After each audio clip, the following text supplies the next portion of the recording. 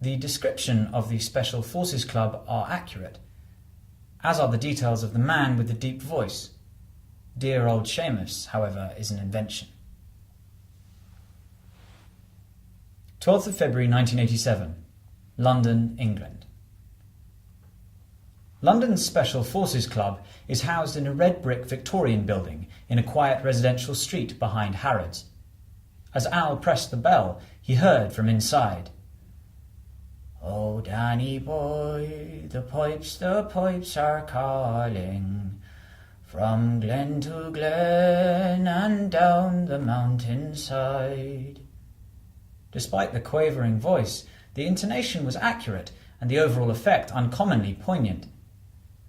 "The summer's gone and all the roses falling. 'Tis you must go and I must bide."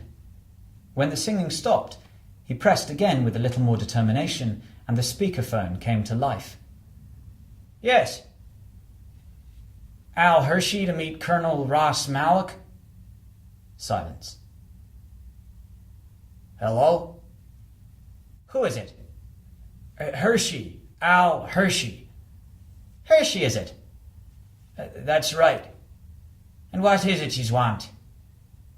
Never having visited any institution remotely like this, Al had no clear idea of what to expect, but a singing doorman slurring his words certainly wasn't part of it. He bit back a sharp response.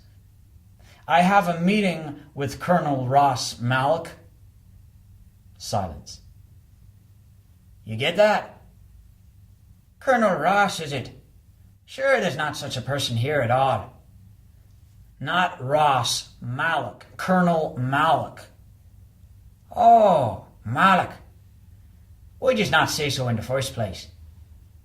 A buzz and the door unlatched. "Step right in, sir." With an effort, Al pushed open the unexpectedly heavy door and closed it behind him, revealing a wood-framed board reading, "Threat level: low, moderate, substantial, severe, critical." An arrow indicated severe. The IRA, Al assumed. A balding, heavy-set man in a brass-buttoned blazer, several medals on one lapel, peered at Al, made to come out from behind the counter, changed his mind, and pointed a shaky finger along the corridor. "The Colonel is in the bar.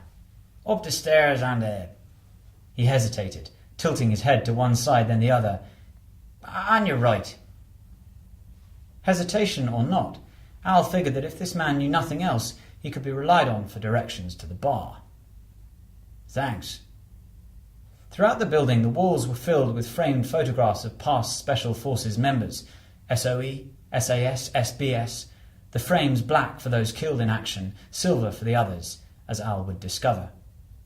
As he entered the bar, he almost collided with a very tall, slim, grey-haired man who stepped courteously aside.